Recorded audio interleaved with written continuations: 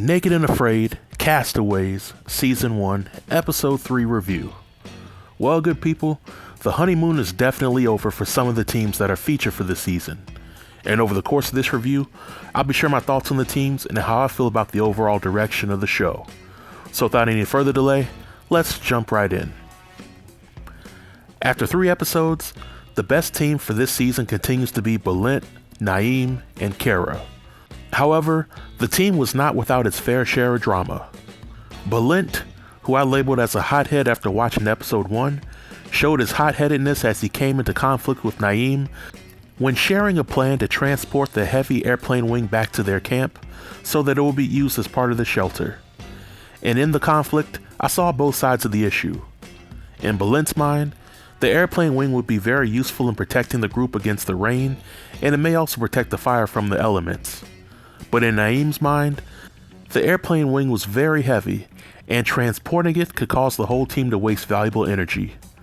So in this situation, I admire Balint's ability to show leadership, but I thought that it was somewhat disrespectful to refer to Naim as a beta. To some guys, calling them a beta is equivalent to calling them another B word. But I also don't think that it would have hurt the group to get another meal or two before transporting the airplane wing. Furthermore, what if the teams have to migrate for whatever reason? Would this team really be willing to transport that wing to their next location no matter the cost? It's just food for thought. But aside from that, I think that Balint and Naim showed their resourceful skills during the episode. Balint was able to make steel cables from the airplane and use it as a hog trap, while Naim was able to make a fishing trap to get some shrimp and crawfish. Kara really didn't do a whole lot during the episode, but I still believe that these 3 will make it to the end of the challenge unless there's some sort of medical tap out. Next, I think that both of the remaining teams are equally screwed, but I want to start with Justin, Candace, and Rachel. Now during this episode, we see that there's some leftover rotting pelican that Rachel wanted to repurpose for her fishing trap. Now while the idea of using the pelican in this manner came from a good place, in my opinion, the execution was not the best. I think that some of the more seasoned Naked and Afraid survivalists would have picked a better location for the fishing trap, and they would have repurposed the pelican in a better way.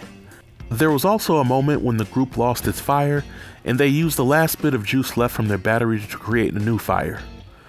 But being that this group doesn't have extensive experience in creating primitive fire, nor do they have any alternative tools to help them create a new fire at the moment, I wonder how long they'll last as a team. I still believe that there's at least one person from the team that will tap out voluntarily before the end of the challenge. And lastly, there's a team of Andrew, Heather, and Patrick. This episode picks up where episode 2 left off, with Andrew and Heather fighting like cats and dogs, but then they kiss and make up. Now Heather is finally given the chance to show the group how much she knows about making fire, but she fails at every turn. I admire Patrick and Andrew for not throwing Heather's failures up in her face the same way she tried to do it with Andrew. But the one thing that this group agreed on was that they needed to relocate their shelter to someplace better in order to get their fire going and make it through the challenge. However, the group spends 8 hours relocating to a better area, all while they had minimal water and no food to eat. And when they finally get to their new shelter, Heather is 1 second away from tapping out and going home because she's upset about playing the hand that she was dealt for the challenge.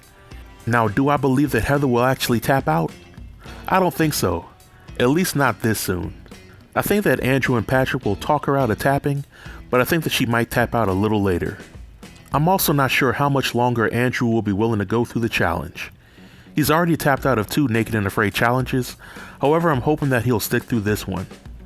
And as for Patrick, I'm not sure what to make of him for the episode. He seems like that he's going with the flow, but this team really needs strong leadership and encouragement ASAP. In closing, the more I watch this season of Castaways, the more I realize that the setup for the team of survivalists are very uneven. Balint's team is very seasoned and resourceful, while the other 2 teams are a classic case of the blind leading the blind.